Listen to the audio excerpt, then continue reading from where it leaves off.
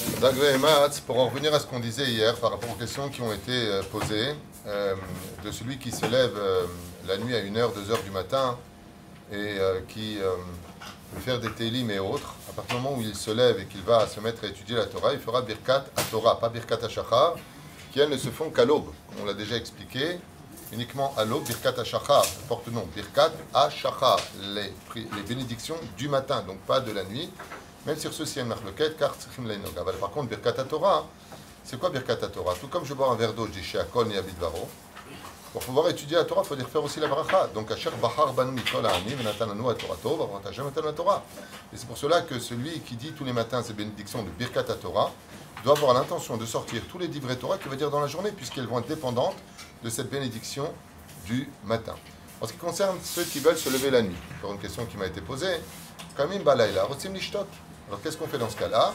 On fait Nitilat Yadayim sans bénédiction, puisqu'on compte redormir après avoir bu un verre d'eau. On dit Shea Kol Yabidvaro sur son verre d'eau. Boren et Fashot, si on a vu la quantité, et on retourne dormir. En ce qui concerne la prière du matin, c'est la question qui revient constamment. Qu'est-ce qui se passe pour le matin? Est-ce qu'on a le droit ou pas de boire avant la prière de Shacharit? Selon Zohar Kadosh, à partir du moment où tu vas dormir, jusqu'après la prière, ni tu bois ni tu manges. Ça, c'est le lachon du Zohar Kadosh. C'est le Zohar Kadosh. Maintenant, le Pi Halacha, tout le inyan de l'ishtot avant la prière, c'est alot hashachar, jusqu'à l'aube. C'est-à-dire que si avant alot hashachar, j'ai envie de boire ou même de consommer les Pi Halacha, j'ai le droit. À partir de alot hashachar, zeuze lo shotim yoter. Seulement.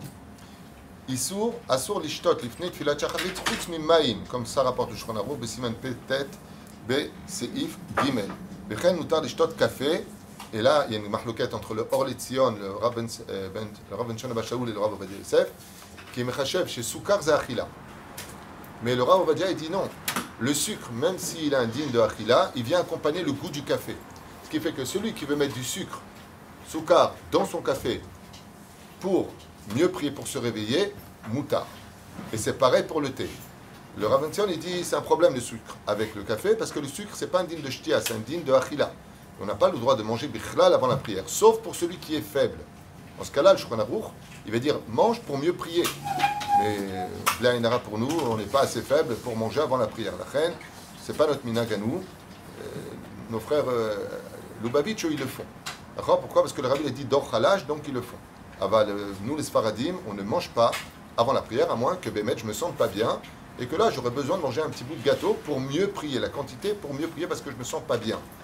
Mais Baruch Hashem, nous, ça fait des années et des années qu'on ne mange pas avant la prière, et grâce à Dieu, on a des réserves. Hein? On ne peut pas dire qu'on manque de quoi que ce soit. À propos du café au lait, ce fameux café au lait, Mawadin, Khalav, Din Achila. D'ailleurs, on dit un bébé, est-ce qu'il a mangé? On ne dit pas ce qu'il a bu. La reine, le Khalav, c'est Din Achila. Seulement, voilà. Isur Achila Vishtia Lifnei Atfila, ou Mizman Alot Hashachar, comme on l'a rappelé dans ce cas-là. Aval, celui qui maintenant veut prendre Omnam, un café au lait. Béhémet, yesh lo al ma lismoch. Umikol makom, amekilim gam bazé. Yesh lahem al ma shismochu, comme le rapporte le Shut Yabia Omer, bechelek dalet. Bezrat Hashem, chelek orach haïm, siman yudbet. Le Rav Ovadia, il ramène des poskim qui dit que s'il a besoin de prendre un café avec du lait, lifnei tfila, café à four, avant la prière, et que Béhémet, avec ça, il va mieux prier, ça va mieux le réveiller. Yesh lo al mi lismoch, ce n'est pas interdit de boire du café au lait. Seulement, il faut la tête ta'am lésé. Pourquoi tu fais ça avant? Arrête, on a dit que le lait, c'est indigne de manger. Aval, en réalité, il dit non. Pourquoi? Parce qu'il vient accompagner le goût du café. Et moi, personnellement, je préfère boire un café au lait pour mieux prier. Si c'est ça la raison, ce serait même permis de boire un café au lait avant la prière. Mais si tu peux te contenter d'un café avant la prière ou d'un verre d'eau à la prière, et juste après la mida, boire un café au lait, tavo alecha bracha. Parce que quand on dit avant la prière, ou après la prière, on parle de la Amida, Bofan Ikroni. On n'est pas obligé d'attendre après le Mushaber. Et la reine Bezrat Hashem, la Morot Akol, comme il le rapporte ici dans le Shut Yabia Omer, Nachon Lachmir Shelo Lishtot Café Amazoug Im Chalav, ou Mikol Makom Amekilim Bezé, celui qui veut le boire, tu ne peux pas lui dire, tu n'as pas le droit de le faire.